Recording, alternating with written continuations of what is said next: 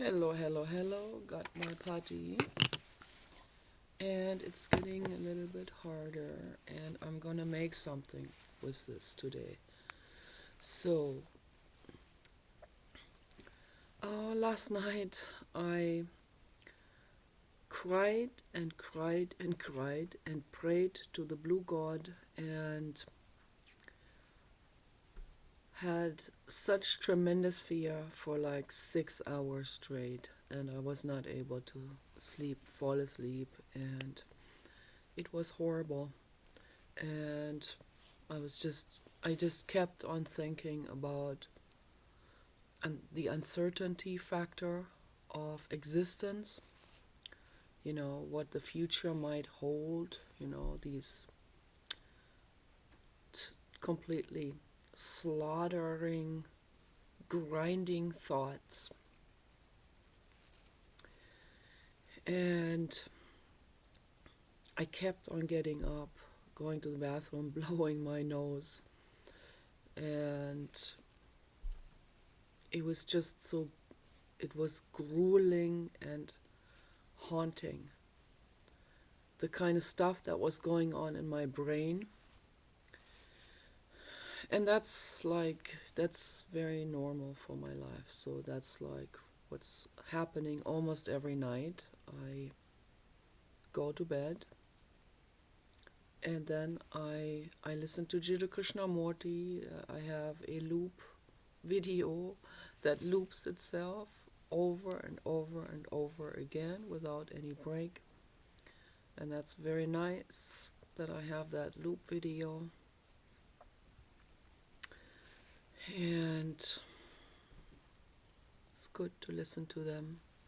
But sometimes my brain is so tormented. My brain is so much on fire and just churning over the horrors that are happening in the world, churning and churning and churning, and what the future might hold, and how many innocent beings are tormented in this world. How many, how many gruesome things are happening behind the scenes that are never coming out to the surface.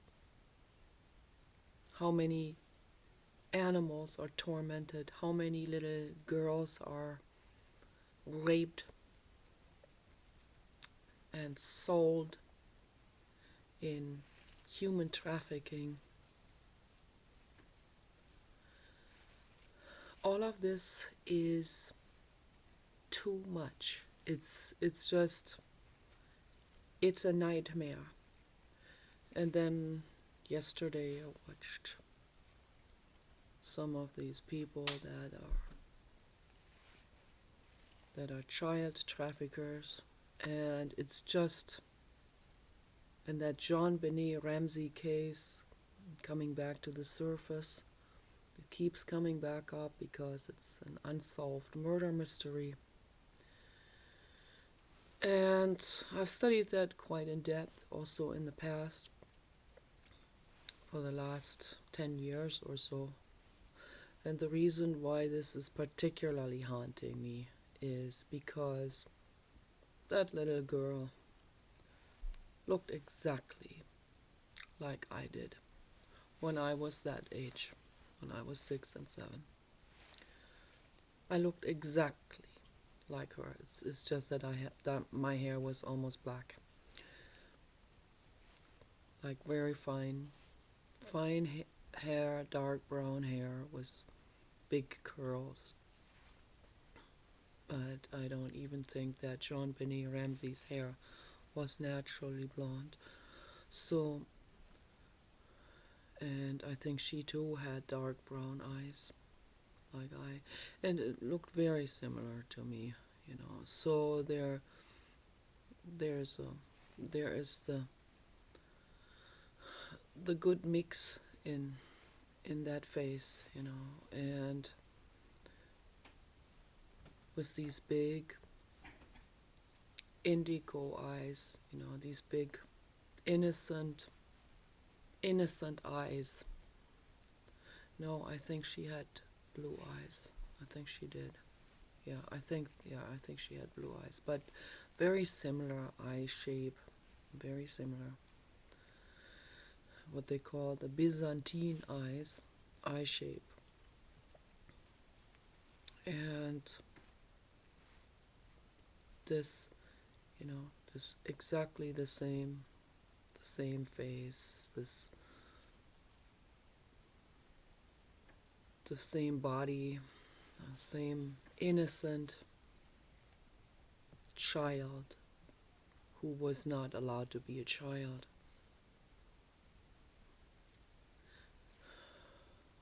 She had it, definitely had it infinitely much worse than I had it, of course.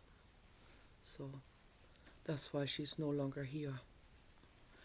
And the few years that she lived were hell. Absolute hell. And you can see it in her face.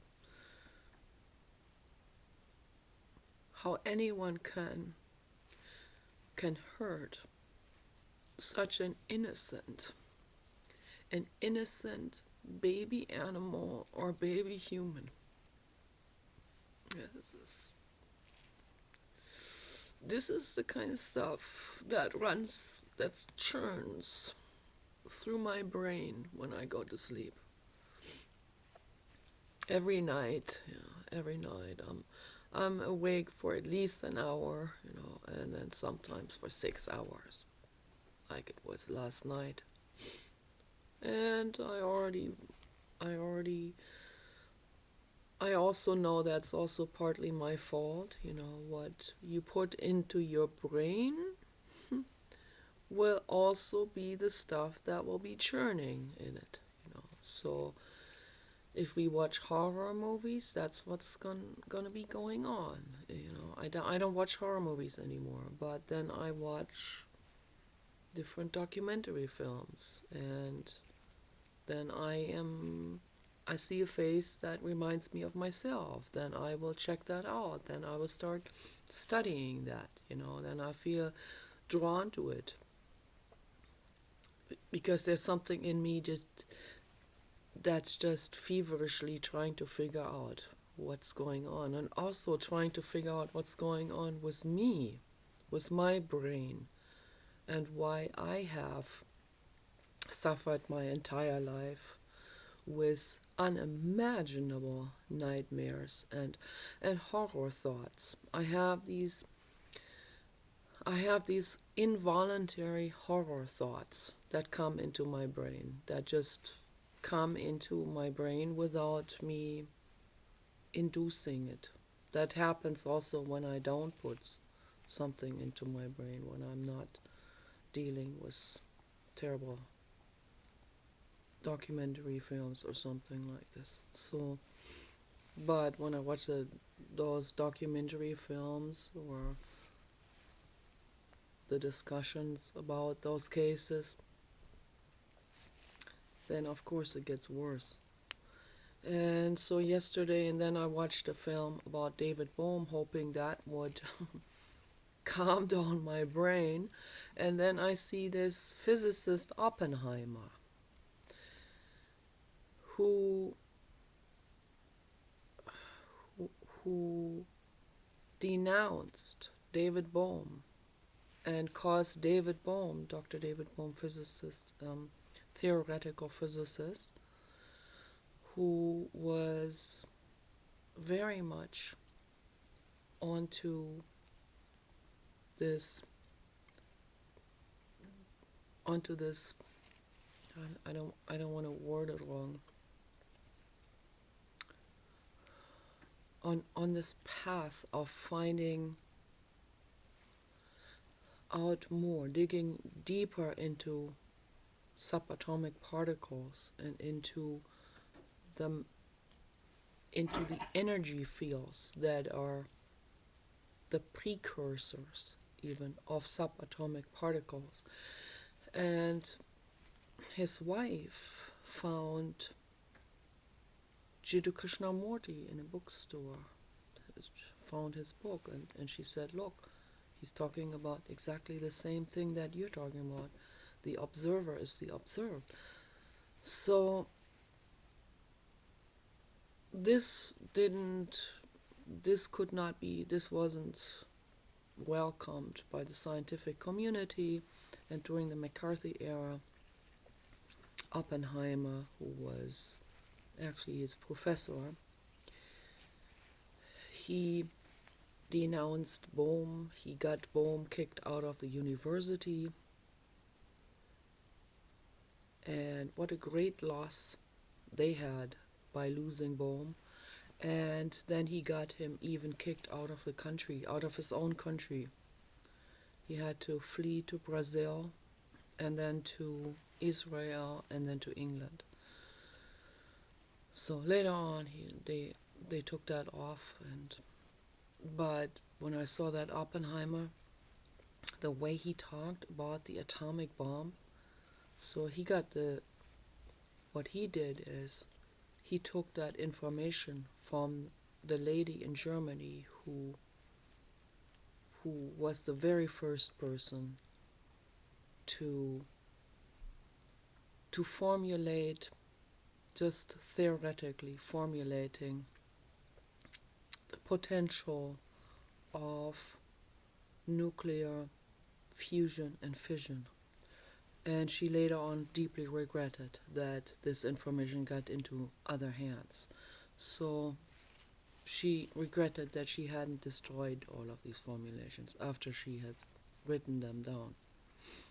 But, it's kind of hard for a scientist to destroy all of these formulations when you know you're onto something that is just extremely interesting, not knowing the implications of this. So it's just, every scientist is just wants to experiment and find out, It's like, it's getting into new territory, but it's dangerous, And later on she realized how dangerous that was. She didn't know it at that time, but it got into the wrong hands. Then it got into the hands of Oppenheimer, and he created the nuclear bombs out of that information. And he needed Bohm. He actually needed Bohm for this, but David Bohm told him, as he told Jiddu Krishnamurti, told him, if you deal with something like this, of that magnitude, then the next thing will be used as a bomb to destroy large areas of life on this planet. And he didn't want anything to do with that. So he was very much opposed to any of this misuse from an early age, from when he was in his 20s already. He already saw the danger of all of this, and he was already not part of the rest of them. So, and they got him kicked out. So, in that Oppenheimer, the way he talked about the nuclear bomb, and just before that, I had seen the photos of that child trafficker lady, and then I saw that face of this Oppenheimer, and the way he talked about the destruction potential of it, almost looked like he had a sadistic smirk on his face, like it gave him the ultimate kick of power. So it made him feel omnipotent. That's what it is. And I'm going to make part 2 for this, because this is a big subject to discuss, and I can talk about this for the rest of my life. There's so much to talk about. So when I saw that face of Oppenheimer and of that child trafficker lady, I saw there was a resemblance of energy, not the face, but of the energy, same energy that they had. Okay.